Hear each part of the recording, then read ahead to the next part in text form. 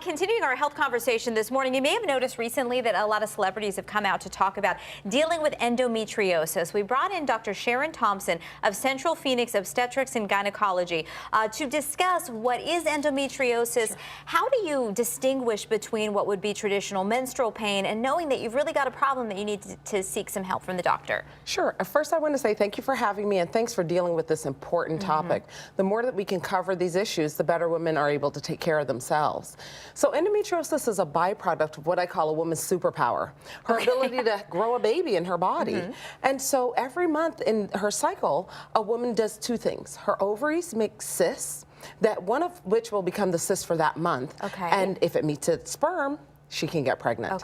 The other part of it is that the cells lining her uterus grow into a nice thick lining that can nourish that embryo.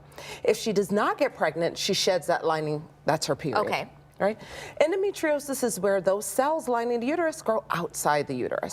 They can grow on the ovaries, on the bladder, on the bowel, and that's where problems can come in. I have a very close friend who has struggled with this for years, and as I understand it, I mean, it's almost like a monster taking over your body. I mean, it can grow into so many areas that are unexpected and cause tremendous pain and discomfort. You're exactly right. The main symptom of endometriosis is pain. The good news is that many women who have it never have any symptoms. And the most women who have pain can be treated. We have multiple ways of treating endometriosis where a woman can live a very satisfying, pain-free life. What are the options when you have had a diagnosis of endometriosis? Sure. So, as I mentioned, there are many treatments, one of which is pain medicine. So some women will get relief just from using over-the-counter pain medicines. But most of the medicines that we use to treat endometriosis dial down the hormone system. The birth control pill, the birth control injection, and even recent studies have shown the IUD that contains progesterone can treat endometriosis for many women. So there are many options for women. And you're listing some of the symptoms too. I mean, these are tremendous things to be dealing with all the time. Untreated endometriosis can be quite a severe disease. However, the good news is most women can find a treatment that works for them. As I understand it, it can impact fertility as well. It can. 20 to 30% of women with endometriosis will have problems getting pregnant. But there's good news there too. Most of those women with treatment can go on to have the number of children that they want. So if a young woman, say in their early 20s, who's not necessarily thinking about having children yet, is diagnosed with endometriosis, is there a conversation that should happen with their doctor about maybe planning ahead? I like to have that conversation with all women about planning for children. If a young woman is diagnosed, her major concern if she's not planning for pregnancy is treatment so that she can live a fulfilling life that's pain-free.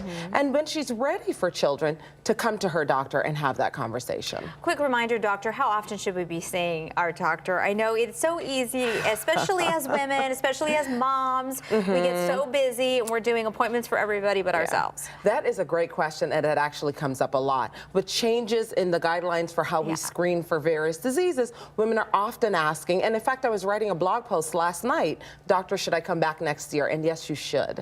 Because there's so much to go over with your doctor, symptoms that may arise, new medications, surgeries you may have had in the last year, so that your relationship with your doctor is really an ongoing conversation and not just a pop-in every 5 years and you don't know one another. Is endometriosis something that a woman grows out of? Is it just for a particular stage in life, or is this a lifelong prognosis? A woman can be symptomatic any time during her reproductive years. Endometriosis tends to wane with menopause.